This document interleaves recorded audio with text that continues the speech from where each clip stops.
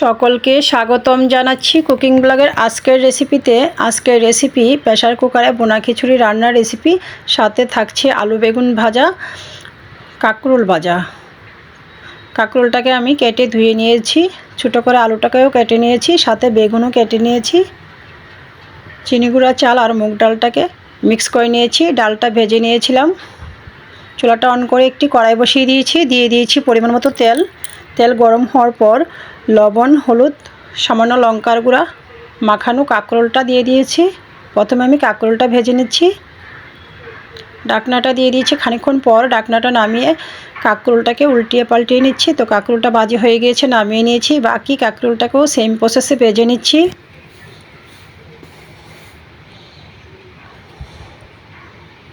কাঁকরোল ভাজি হওয়ার পর একই পাত্রে আমি দিয়ে দিয়েছি পরিমাণ মতো তেল, কেটে রাখা আলু, স্বাদ মতো লবণ, পরিমাণ মতো হলুদ গুঁড়া, সামান্য লঙ্কার গুঁড়া, নাড়াচাড়া করে নিয়েছি। ডাকনাটা দিয়ে দিয়েছি। তো ডাকনাটা নামিয়ে আবারও নাড়াচাড়া করে নিয়েছি। এভাবে আমি বেশ কয়েকবার নাড়াচাড়া করে নিয়েছি। তো আলুটা 70% সিদ্ধ হয়ে গিয়েছে। এই পর্যায়ে আমি অ্যাড করে দিয়েছি কেটে রাখা বেগুন। আবারও ডাকনাটা দিয়ে নাড়াচাড়া করে নিয়েছি। ডাকনাটা নামিয়ে আবারও নাড়াচাড়া করে নিচ্ছি। এভাবে আমি বেশ কয়েকবার নাড়াচাড়া করে নিয়েছি। তো রেডি হয়ে গিয়েছে আমার আলু বেগুন ভাজার রেসিপি।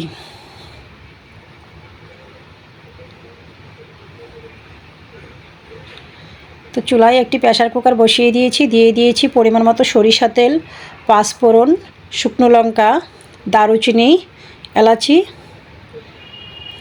সামান্য আদা বাটা, জিরার গুঁড়া পরিমাণ মতো, হলুদ গুঁড়া পরিমাণ মতো, চিনি গুঁড়া চাল আর ডালটা একসাথে ধুয়ে পানিটা ঝরিয়ে রেখেছিলাম। চালটা ভেজে নিচ্ছি। স্বাদ মতো লবণ দিয়েছি, স্বাদ মতো কাঁচা লঙ্কাও দিয়েছি। তো সব কিছু একসাথে নাড়াচাড়া করে নিচ্ছি। দিয়ে দিয়েছি বয়েল করে রাখা জল। চামচের সাহায্যে নাড়াচাড়া করে নিয়েছি। এই পর্যায়ে প্রেসার কুকারে ঢাকনাটা লাগিয়ে দেব।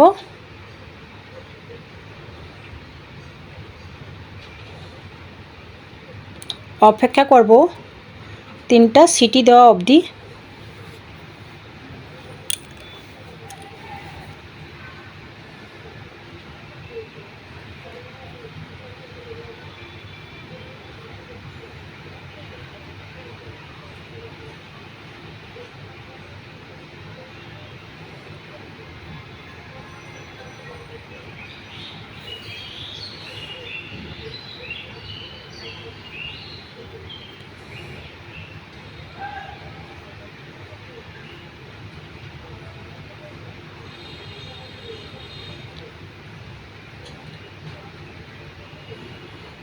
তিনটা সিটি দেওয়ার পর ঢাকনাটা নামিয়ে দিয়েছি। তো সামান্য পরিমাণে আমি ঘিও দিয়েছিলাম চালটা ভাজার সময়। 3টা সিটি দেওয়ার পর মিনিট 5 চুলাটা বন্ধ করে রেখেছি, তারপর ঢাকনাটা নামিয়ে নিয়েছি। তো রেসিপিটি ভালো লাগলে অবশ্যই চ্যানেলটা সাবস্ক্রাইব করে সাথেই থাকবেন। সকলকে ধন্যবাদ।